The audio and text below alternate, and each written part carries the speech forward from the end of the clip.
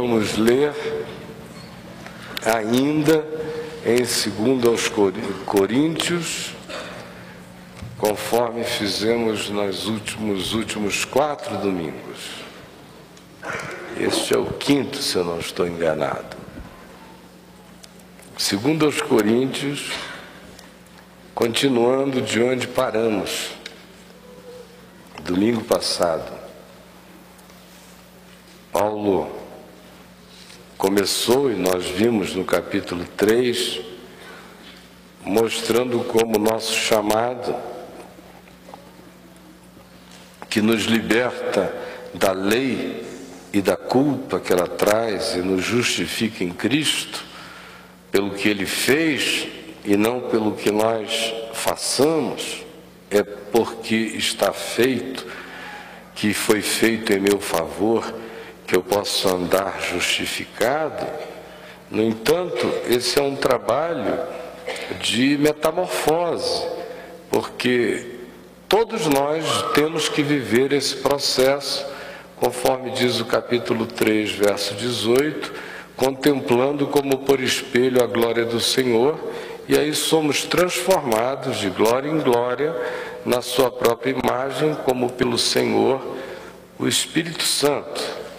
Isso implica num modo de vida, andando, rejeitando coisas vergonhosas, fugindo da astúcia, mantendo uma boa consciência diante de Deus, tentando viver a vida interior e exterior em coerência com a manifestação da verdade, sem viver de dissimulação, nem de encobrimentos, porque quem se entrega às coisas encobertas acaba ficando cego pelo Deus deste século, que é o espírito da potestade do ar, que cega o entendimento de quem se fecha à verdade, de modo que quanto mais a gente resiste à verdade, mais cauterizados e cegos para ela nós nos tornamos. E o milagre de sermos tirados do caos pela luz do Evangelho é explicado e não acontece quando é esta nossa resistência. Quando não é, e a gente deixa o processo continuar, e a gente não tem medo da verdade, nem de virar a cara para a luz, nem de enxergar o coração, então nós nos tornamos como um vaso na mão do oleiro. Diz o capítulo 4, verso 7. Nós vamos sendo modelados, e somos habitados por uma riqueza imensa e extraordinária, que é essa riqueza de que a luz da criação resplandeceu em nós, e agora todo dia, se nós não tivermos medo da verdade e nem de nos expormos a ela no Evangelho, e não fugirmos do Espírito Santo, nós seremos transformados na imagem do Senhor Jesus dia a dia, vai se formando glória de Deus no nosso homem interior. No entanto, esse tesouro habita um vaso de barro, frágil, partível, relativo, e que mais do que isso, só é modelado pelas contingencialidades da vida, enquanto o Espírito Santo opera na própria pessoa. Porque, para que esse poder nos habite, nós somos seres tão surtáveis que a gente precisa andar sob permanente relatividade. Por isso Paulo diz que nós somos atribulados, porém não angustiados, perplexos, porém não desanimados, porém não desamparados. Quando esse vaso de barro se instala, aqui o trabalho começa, a nossa tendência ao surto é uma coisa tão grande que a excelência do poder de Deus em nós é mantida no nosso estado de relatividade. Aí Paulo diz, nós somos atribulados, mas a tribulação não nos mata, nós não somos angustiados. Perplexos, mas a perplexidade não terá o poder de nos animar, de nos desanimar. Ela apenas nos dessurta, mas não nos desanima. Nós somos perseguidos, mas não nos sentimos desamparados. Essa é a nossa santificação, é irmos vivendo relativizados para que o absoluto da graça se estabeleça em nós. Abatidos, porém nunca destruídos, levando sempre no corpo o morrer de Jesus, para que também a vida de Jesus se manifeste em nós. Então, as relatividades desta vida não me relativizam, me catapultam para um estado de confiança cada vez maior, aonde eu confio na graça e digo: a minha suficiência vem do Senhor, e também digo: aquele que se gloria, glorie-se no Senhor. E aí Deus derrama graça abundante, e a vida começa a operar em nós, e a gente começa a discernir determinadas coisas, começa a saber coisas e a entender realidades que nos mudam. Por exemplo, a gente aprende que todas as coisas existem por amor de nós, até aquilo que dói, dói em nosso favor. A dor perde o poder maligno quando a gente entende isso. A gente entende que até o doer está a serviço do cisel da graça, nos moldando na imagem de Cristo.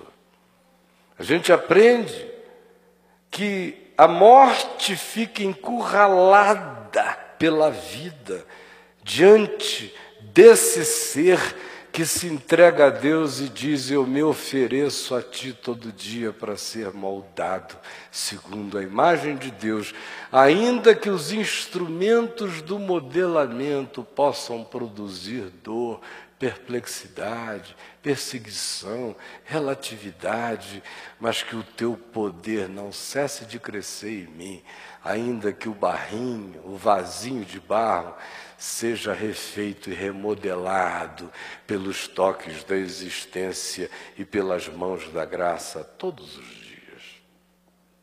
Sabendo que esse processo é um processo criativo que nos remete para a glória, Paulo diz: nós não desanimamos. Ao contrário, os sinais exteriores não nos dizem mais nada. Ainda que o nosso homem exterior se corrompa, mudaram-se os paradigmas. A gente já não está mais atentando nas coisas que se veem, mas nas que se não veem. O que a gente quer saber é se o homem interior da gente está crescendo e se renovando dia a dia. E essa coisa de tribulação e de peso, fica tudo relativizado, porque a nossa tribulação é tratada como leve e momentânea. O que dura para sempre mesmo é o peso de glória a ser revelado em nós. Aí altera-se o olhar, nasce um saber mais profundo. E aquele saber que nos mergulha no oceano da pacificação. Quando a gente diz: nós sabemos que se a nossa casa terrestre deste tabernáculo do tempo e espaço se desfizer, nós temos uma casa não feita por mãos, não é de carne e sangue, não é destrutível, não é corruptível, é glória absoluta, é corpo de ressurreição eterna nos céus.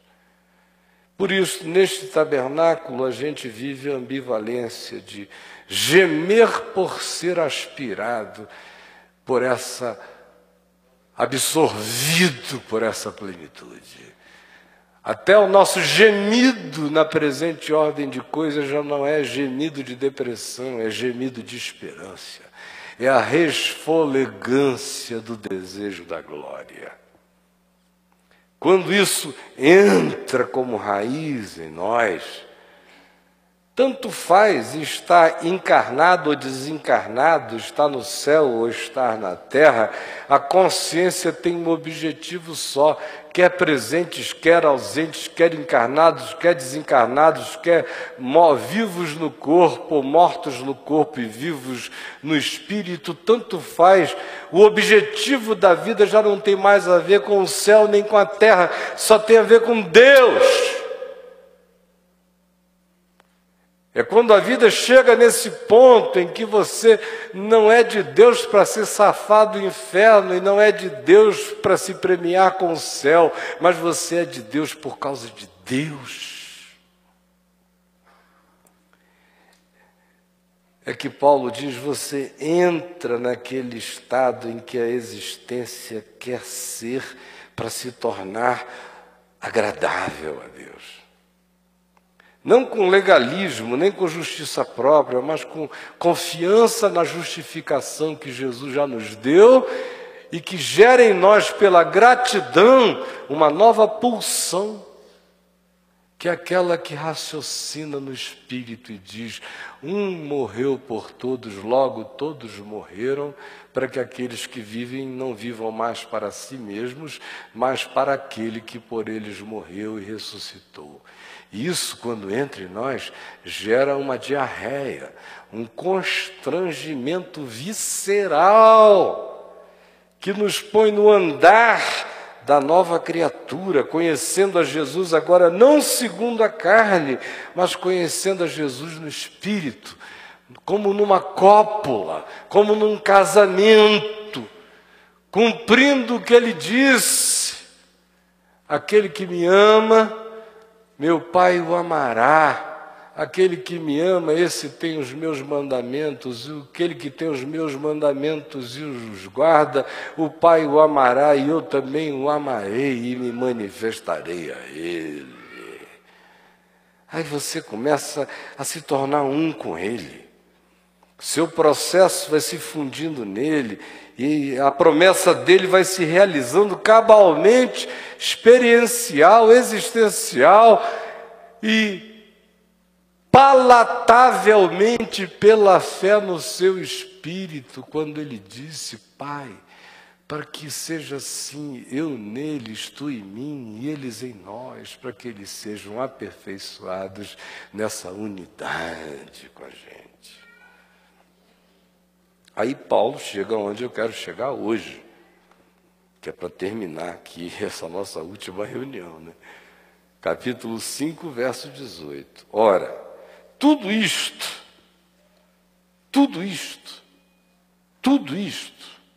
provém de Deus, que nos reconciliou consigo mesmo por meio de Cristo. Esse processo inteiro aqui só é possível porque os impossíveis dos homens são possíveis para Deus. Lembram quando Jesus amou a um jovem rico que aparentemente queria segui-lo, que era um bom moço, e Jesus, amando o moço, viu que o rapaz estava cheio de justiça própria e queria saber o que ele deveria fazer para herdar a vida eterna. E Jesus, ao final daquele diálogo, disse a ele, olha, vai, vende tudo que tem, já que tu estás achando que tu és melhor do que todo mundo. Então, completa o amor. Vai, vende tudo que tu tens, ele era rico, a beça, dá aos pobres, e tu terás um tesouro nos céus, e vem e segue-me. E o rapaz foi triste por ser dono de muitas riquezas. Aí Jesus disse, quão dificilmente entrará um rico no reino dos céus. Lembram disso? E aí os discípulos dele, olhando em volta, ele disse assim, Senhor, quem é que pode ser salvo então? É impossível. Se esse cara aí não pode entrar, quem mais vai entrar? Aí Jesus disse, os impossíveis dos homens são possíveis para Deus. Dificilmente um rico entrará no reino dos céus. Aí eles perguntam, então quem vai entrar? Jesus diz, olha, o negócio de vocês é o impossível. O negócio do meu Pai, o negócio de vocês é o possível. O negócio do meu Pai é o impossível. Do ponto de vista humano, Um rico não entra, ninguém entra. É como fazer um camelo passar pelo fundo de uma agulha, não passa. Agora, salvação, esqueçam, é uma impossibilidade absoluta para todo ser humano. Por isso é que ninguém se autossalva. Mas os impossíveis dos homens são possíveis para Deus. Toda salvação é impossível, gente. Se você, pela fé, diz, eu creio que a graça de Jesus me salvou, saiba, você crê que o impossível atingiu você. Só isso. Salvação é o impossível aplicado de maneira unilateral e radical.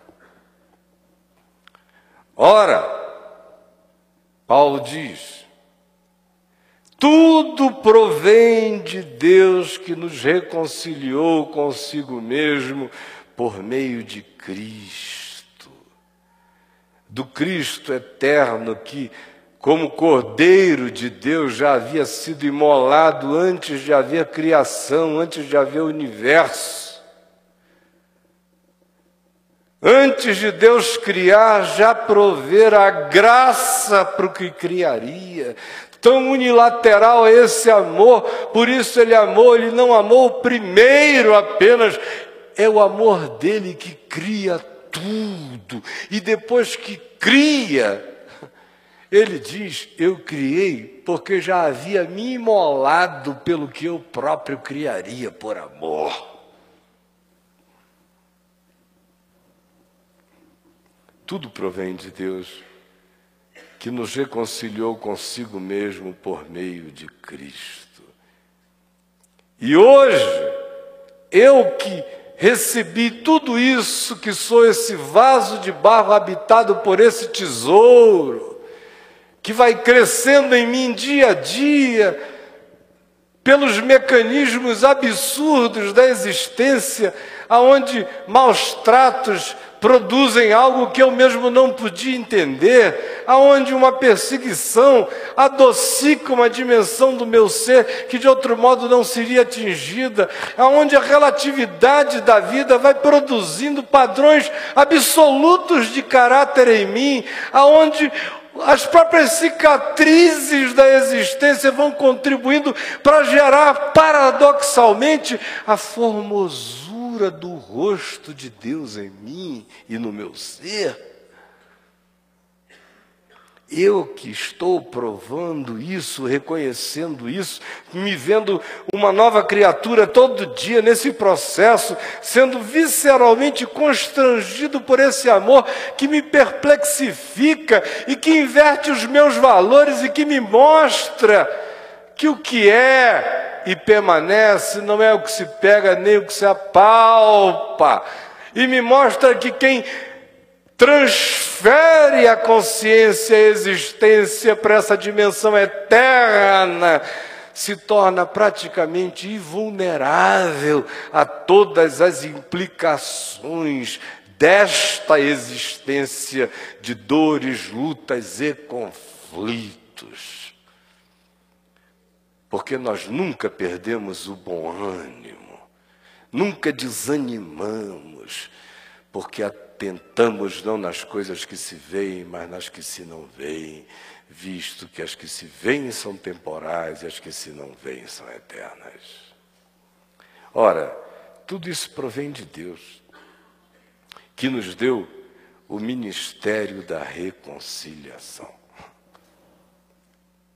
que nos deu o ministério dessa mesma reconciliação. Deus fez assim, disse, agora vá lá e faz, e tu também. Você entendeu? Disse amém para tudo isso. Aleluia, aleluia, aleluia, aleluia. Que bom, eu recebi o tesouro. Aleluia, aleluia. Aí ele disse, gostou? Então, faça a mesma coisa com os outros. Gostou de não ter feito nada e ter recebido tudo? Gostou de não ter se convertido a mim e ter me visto convertido a ti?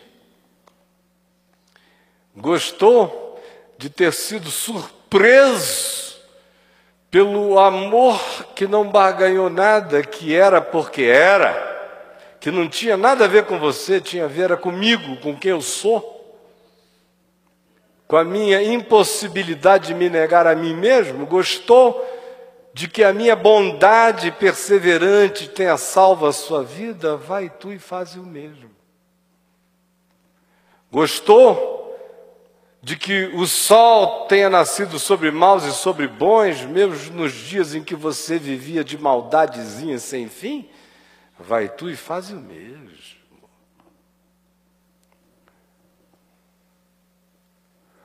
Ou não foi o amor e a bondade de Deus que nos conduziram ao arrependimento? Vai tu e faz o mesmo. Ora, tudo provém de Deus. E Ele nos concedeu o mesmo ministério, significando que agora tudo provém de mim. A graça que eu recebo, eu passo adiante, eu recebo, eu passo adiante, eu recebo, eu passo adiante, eu recebo, eu passo adiante, eu viro um atravessador sem gargalo da misericórdia. Este é o meu karma. Repetir o amor, a graça, a bondade, a reconciliação, a salvação, o perdão de Deus no mundo. Você chama isso de karma? Eu chamo isso de essa é a minha caris, essa é a minha graça. Graça. Mas tem gente que parece que é um karma. Ai, meu Deus. Ai, a gente foi perdoado assim de graça e agora, senão não dá mais. É uma ênfase do caminho da graça esse negócio. Perdoa as nossas dívidas assim como nós perdoamos aos nossos devedores. Ai. Gosto tanto do caminho, uma pena que volte esse tema recorrente todo dia.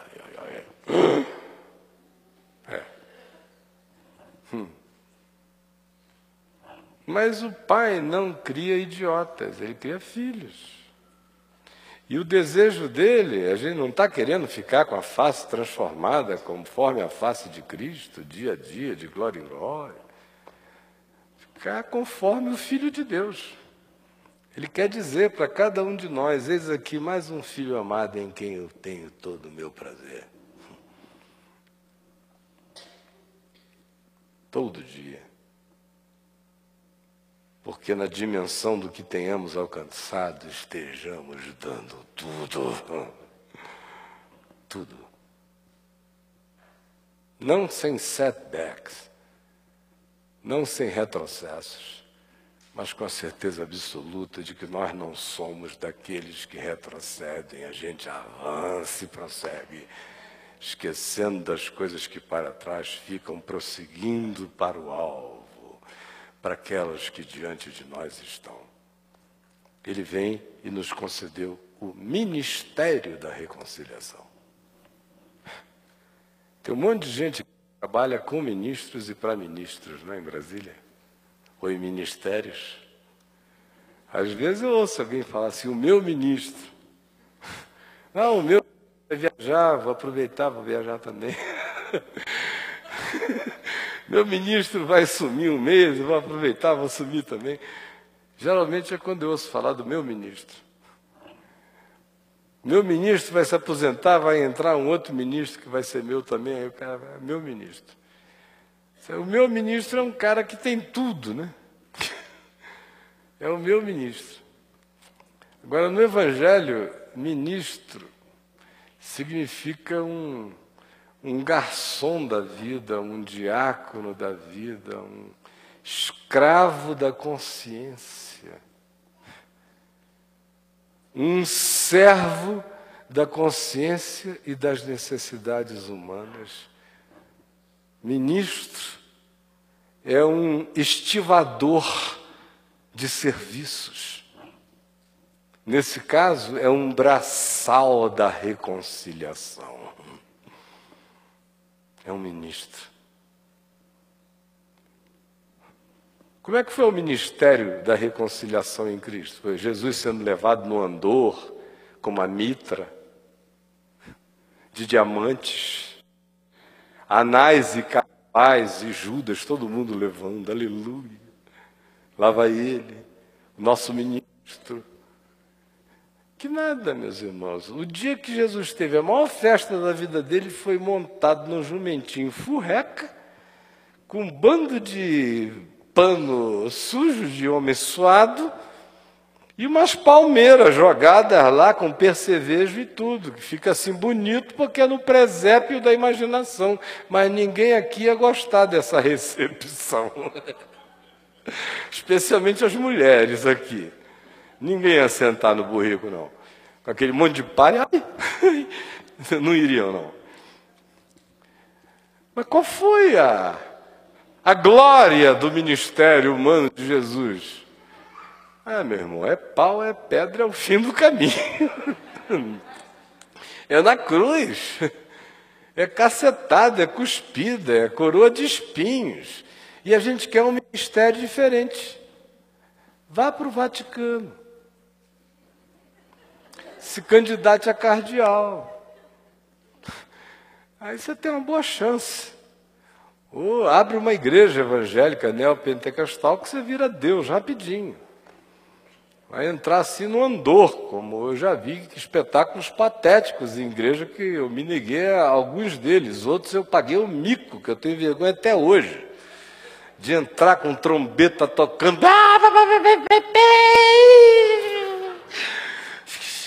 Tem gente, tem uns caras que todo domingo toca trombeta para eles. Agora vai entrar o missionário.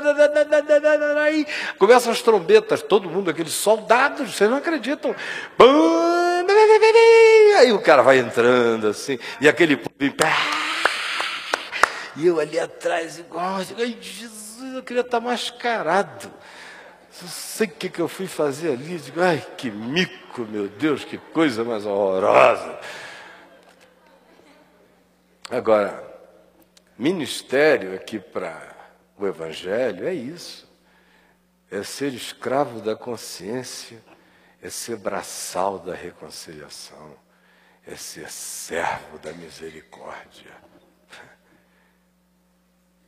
Esse tesouro que a gente vem falando, essa certeza de glória, de transcendência, de saber que nós estamos para além do mais, não nos pode deixar no nirvana de contemplações inócuas, inefetivas, improdutivas, infrutuosas.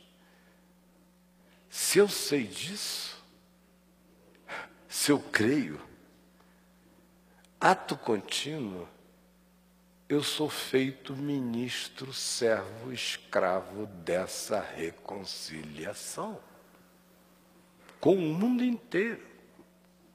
E a minha vida tem que se tornar de um filho de Deus. Você não diz que em Cristo Jesus você é filho de Deus? Você crê nisso? Vamos fazer assim, tipo a gente fazia em escola dominical ou em qualquer igreja evangélica normal? Quem crer que é um filho de Deus pela fé em Jesus Cristo, levante a mão, por favor. Não, por favor. Por favor. Não estou de gozação agora, não. Eu fiz até o preâmbulo para explicar. Faz de conta, mas é de verdade. Levante a mão, por favor. Então, fique com a mão erguida. Isso é um momento santamente palhaço e coreográfico. Vamos fazer. É um mico santo. Vamos fazer. Levanta a mão. E repita comigo. Ah, é. Agora é. Assim mesmo. Para ver se entra alguma coisa. Repita comigo com a mão erguida. Bem-aventurados.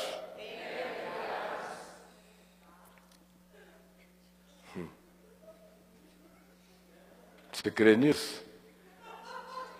Bem-aventurados os reconciliadores, porque eles serão chamados filhos de Deus. Então não adianta você levantar a mão dizendo, eu sou um filho de Deus, porque se você não é um reconciliador, você é um filho não é de Deus. Não é. De Deus é filho da reconciliação. Quem não é filho da reconciliação ainda é bastardo na linguagem de Hebreus. Agora, a gente fica se jactando, eu sou filho de Deus, porque eu aceitei Jesus. Quem é que disse que você tem esse poder de aceitar Jesus, meu cara? Jesus é que decide se aceita ou não aceita a bagaça, né? Ele adora uma bagaça, mas tem que ser bagaça quebrantada. Bagaça arrogante, ele deixa esbagaçar até quebrar mar para ver se tem jeito.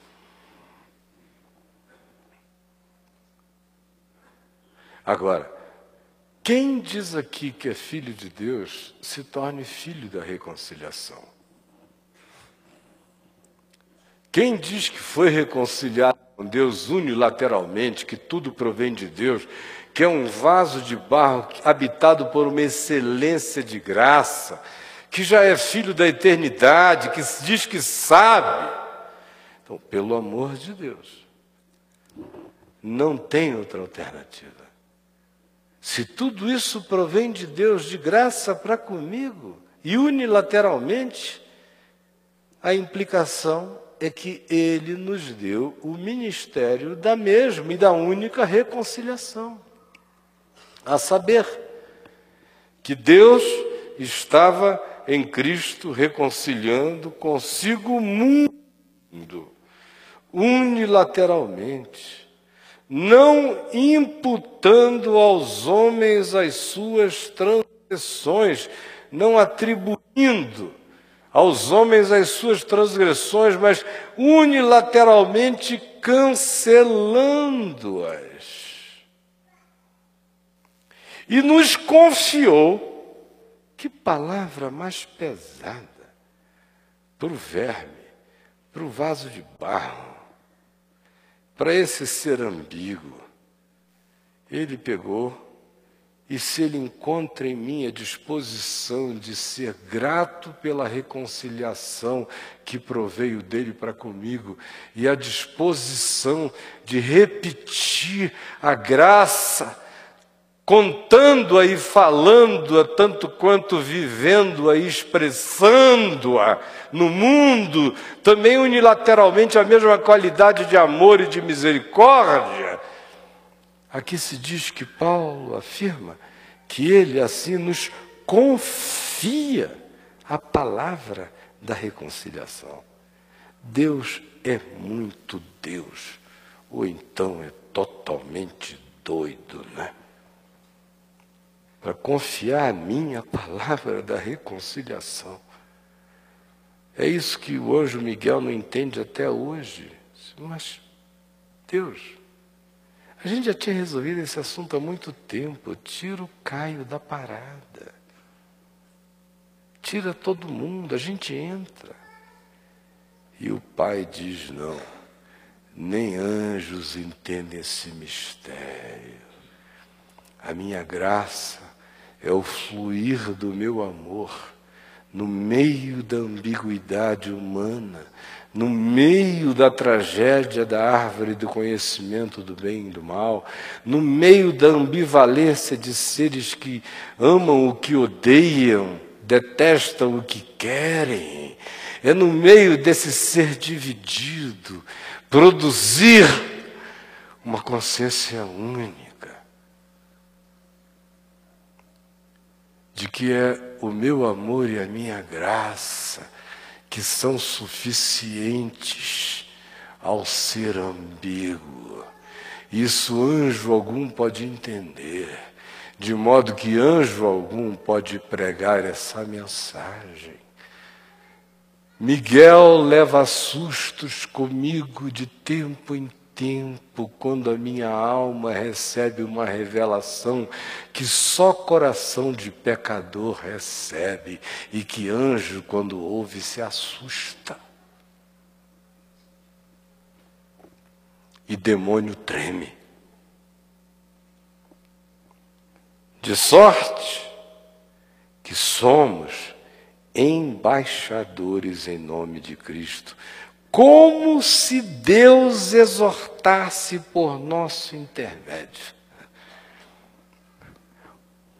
Há um tempo atrás, não faz tanto tempo, eu já nem me lembro quem foi a pessoa que me perguntou se eu não ficava assim, meio me sentindo exagerado, quando eu falava algumas coisas, como se eu fosse alguém que tivesse ouvido aquilo direto de Jesus e falasse para os outros, sem pedir permissão nem a Paulo, nem a Pedro, nem a João, nem a ninguém. Eu falei, eu não, de jeito nenhum.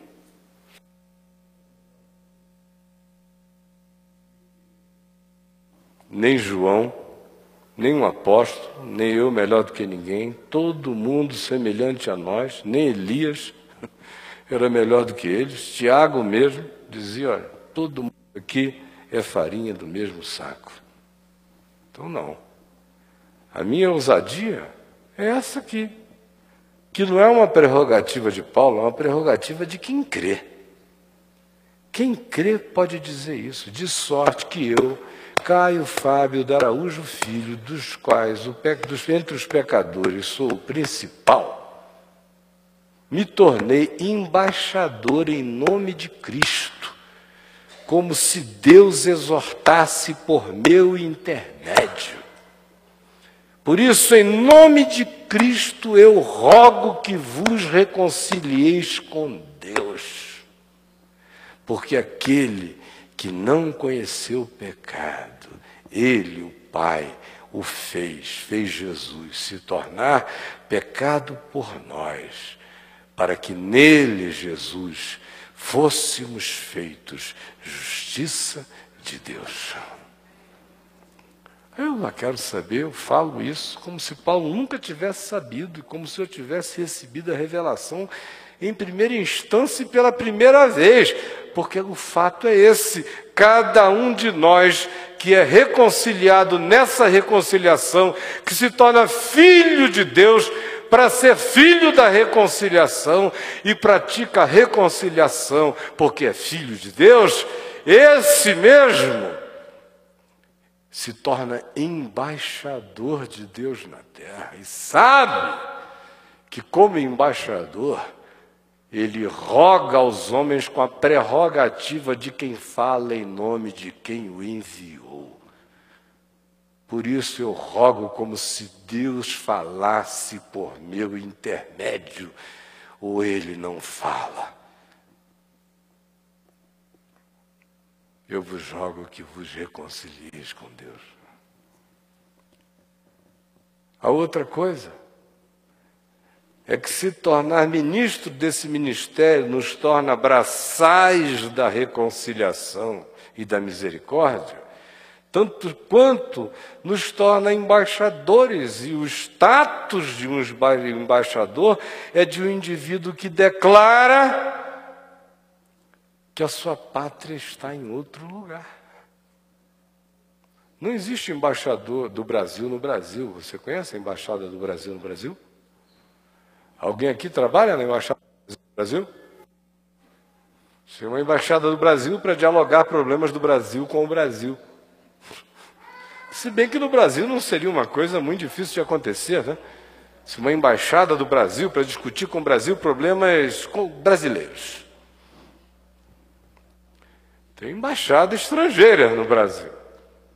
E cada embaixador fala assim, com aquele sotaque esforçado, para entender e comunicar as políticas que vêm de cima de outros níveis, como os brasileiros.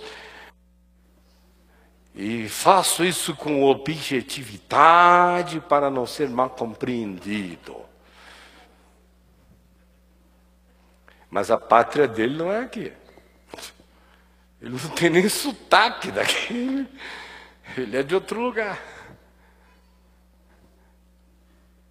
Eu sou embaixador de Cristo Jesus e sei que a minha pátria está nos céus, a minha morada é lá, as coisas que daqui são temporárias, é passagem de diplomata, entendeu? É, passagenzinha de diplomata que não tem nem moleza, diplomata do Deus da vida, não das mordomias das embaixadas. Diplomata sem média. É aquele diplomata convertido a uma ideia só. Que ele é ministro da reconciliação. Ao mesmo tempo em que ele está dizendo: a minha pátria não é aqui. Não é aqui. Eu sou um embaixador, eu sou um ser transitório, eu estou de passagem. E a minha missão no mundo é reconciliar gente consigo mesmo. Reconciliar uns com os outros. Buscar a reconciliação das pessoas com o Pai. Porque o Pai já reconciliou-se com elas, elas é que não sabem ainda. Mas a minha pátria está nos céus. Eu sou um peregrino, eu sou um forasteiro, eu sou um armador de tendas, eu sou um hebreu, armando tendas, prosseguindo. Não tenho nenhuma ilusão a respeito que o meu chamado nessa vida seja para me estabelecer e me fixar em algum lugar. Ao contrário, o chamado é para o caminho crescente, modular, avançante, hebreu, peregrino. Porque a pátria está nos céus. Aqui é tenda, é embaixadinha improvisada, é vida de beduíno espiritual. Esses são os caras mais livres do mundo. Esse aí levanta acampamento a qualquer hora. Está pronto. Não carrega peso. Agora,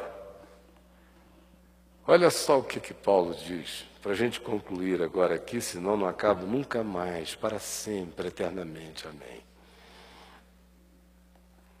Aquele que não conheceu o pecado, ele o fez pecado por nós, para que nele, que é Jesus, nós fôssemos feitos justiça de Deus. Então, quando Deus olha para mim hoje, ele não me vê, ele vê Jesus.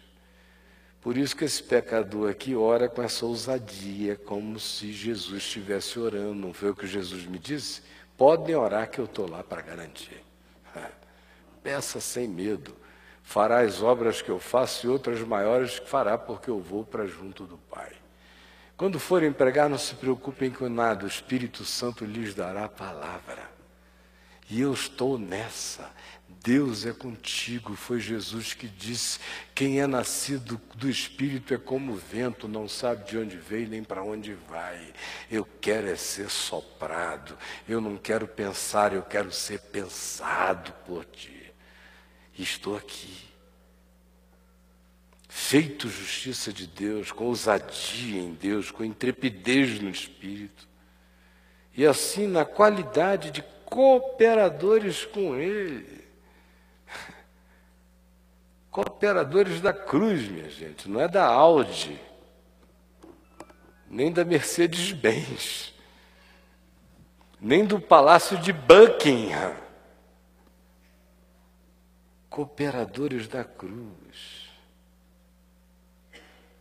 Cooperação com Deus é cooperação com aquilo que ninguém quer cooperar. E assim, na qualidade de cooperadores com Ele, também vos exortamos a que não recebais em vão a graça de Deus. Vocês receberam a reconciliação unilateral. Não a recebam em vão. Tornem-se operativa, real na vida de vocês. Tornem-se ministros da reconciliação para com outros. Roguem para com outros que se reconciliem com Deus também. Tornem-se servos braçais da reconciliação na terra. Ofereçam-se na transitoriedade do tempo para serem embaixadores da bondade de Deus na vida. Sejam cooperadores da cruz. Busquem em vocês esta qualidade de cooperação. E também vos exortamos a que não recebais em vão a graça de Deus, ou seja, não deixe que todo esse tesouro se estagne e não se transforme em graça transferida da sua vida para a vida de outros. Porque ele diz, lembra, acha aqui, ou como tu me procuraste, eu te ouvi no dia da oportunidade, eu te socorri no dia da salvação. Você lembra? Você teve que pagar alguma coisa, custou alguma coisa, foi tudo de graça. Quanto é que você acha que custariam os seus pecados?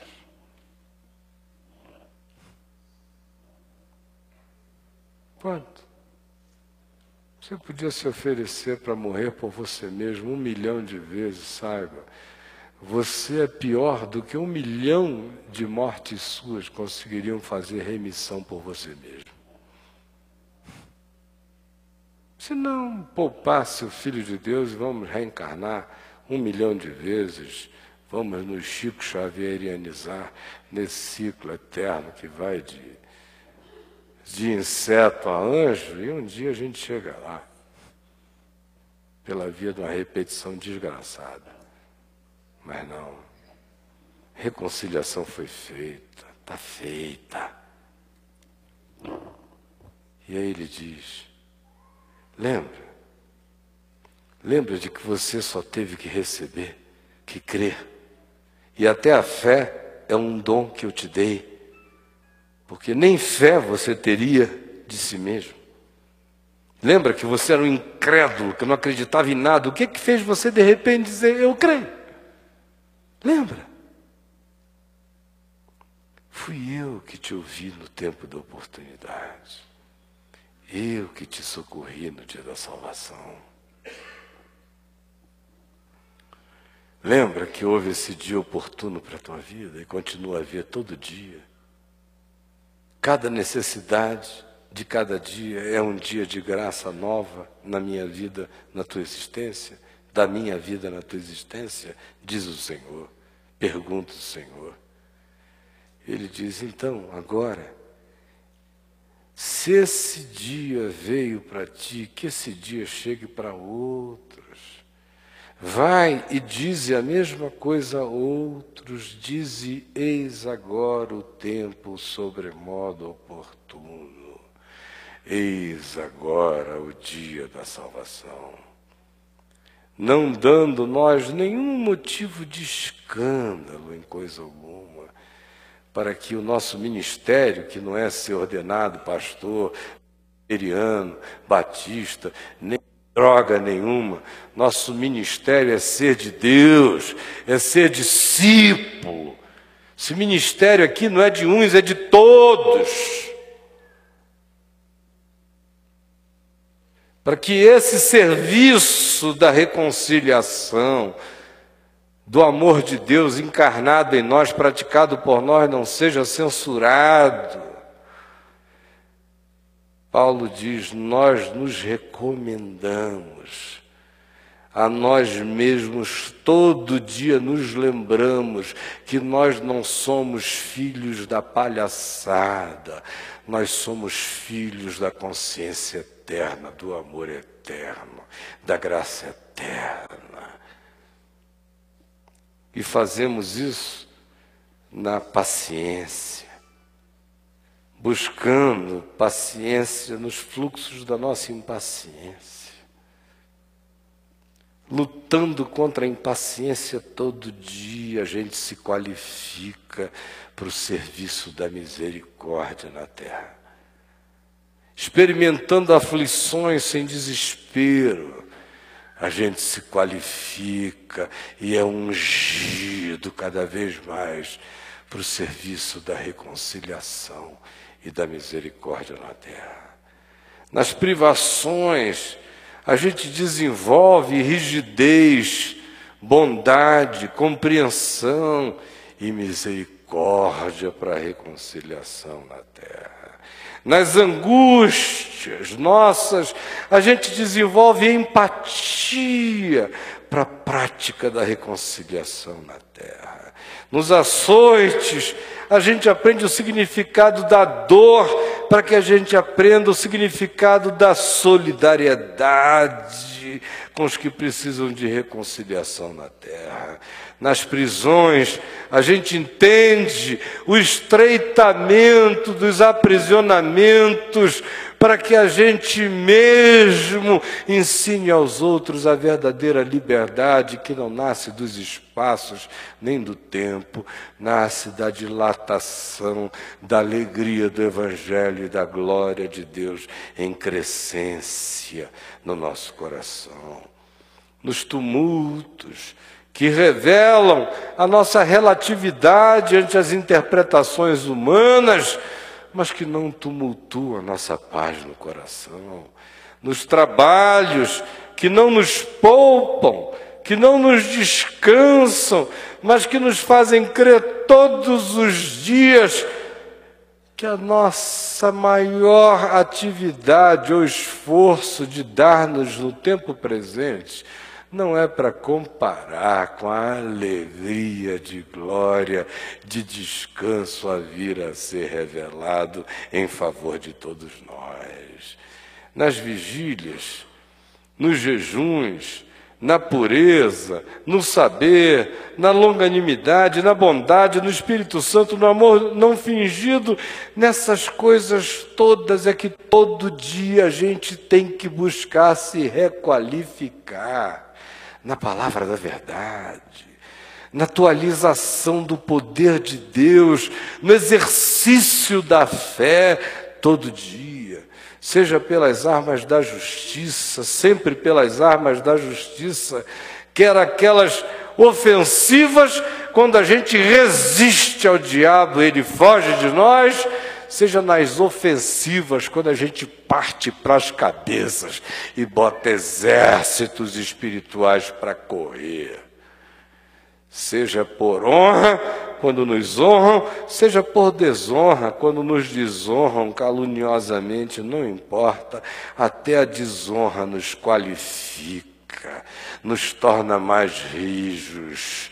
Quando a gente a encara sem amargura, quando já estamos livres da tirania das reputações, já não vivemos mais de honras humanas, mas da certeza do que Deus sabe de nós.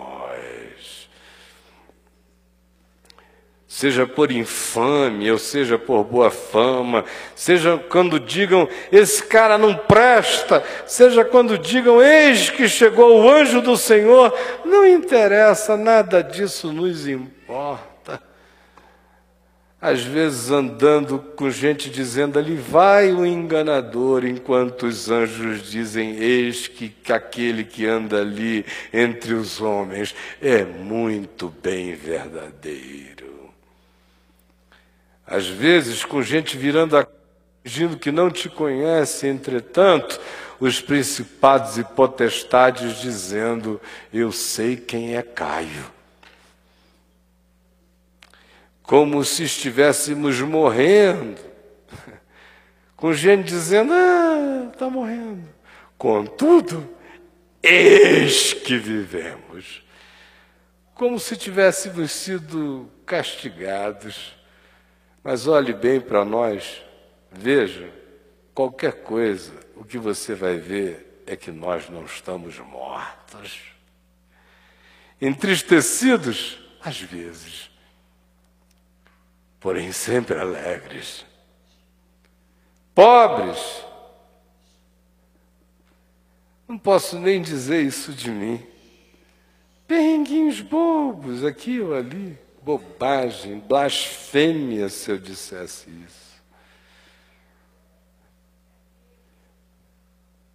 O que eu poderia dizer aqui é longe, estelarmente longe de ser rico. Mas a verdade me manda dizer que nem pobre eu posso ser.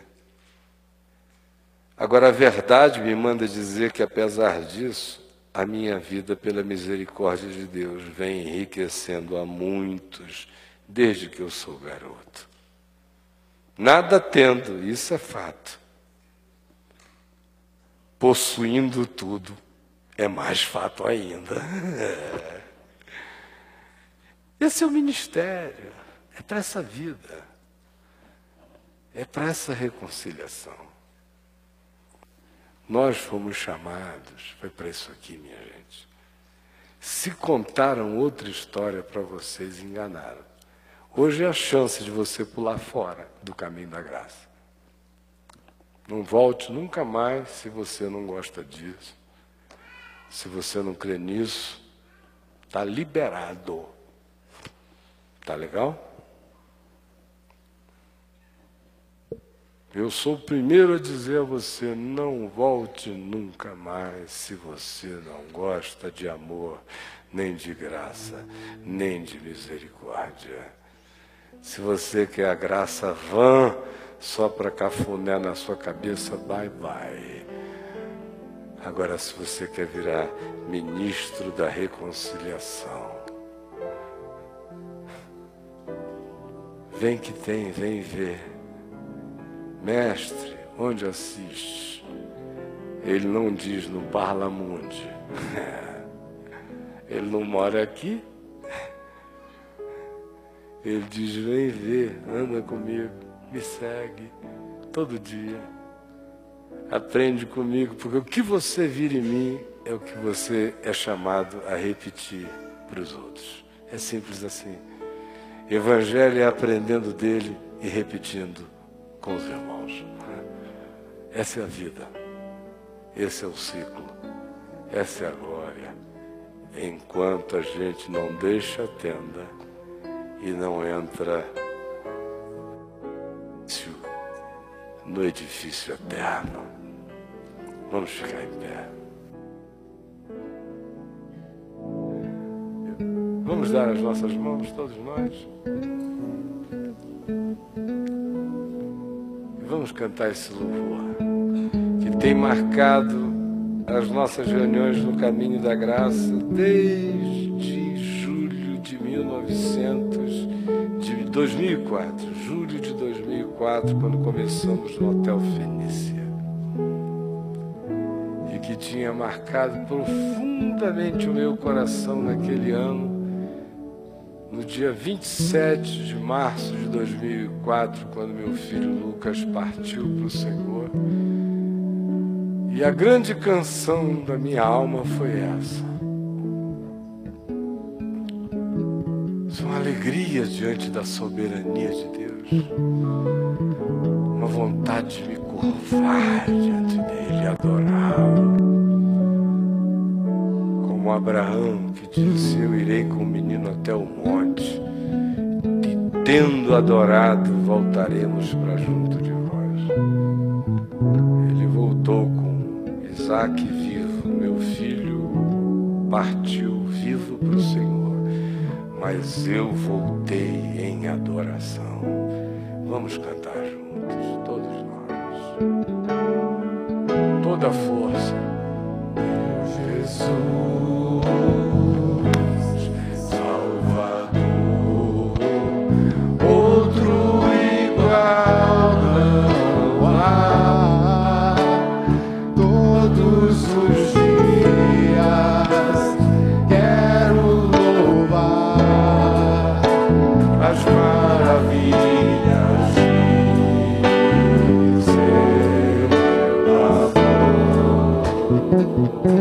amor.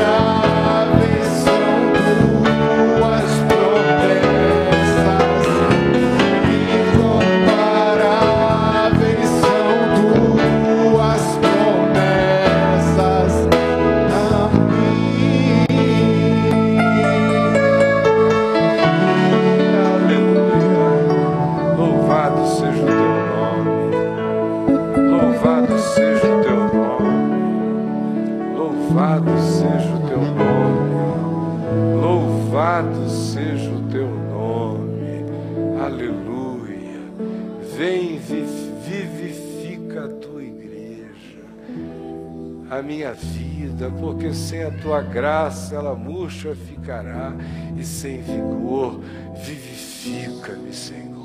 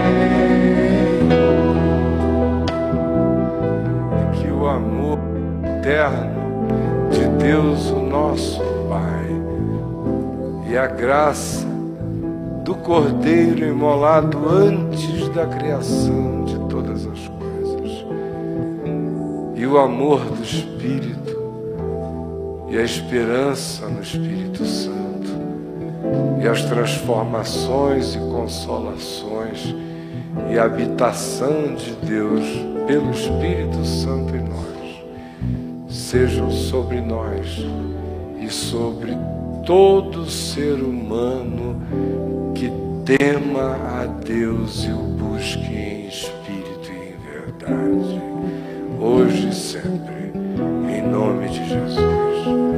Amém e amém.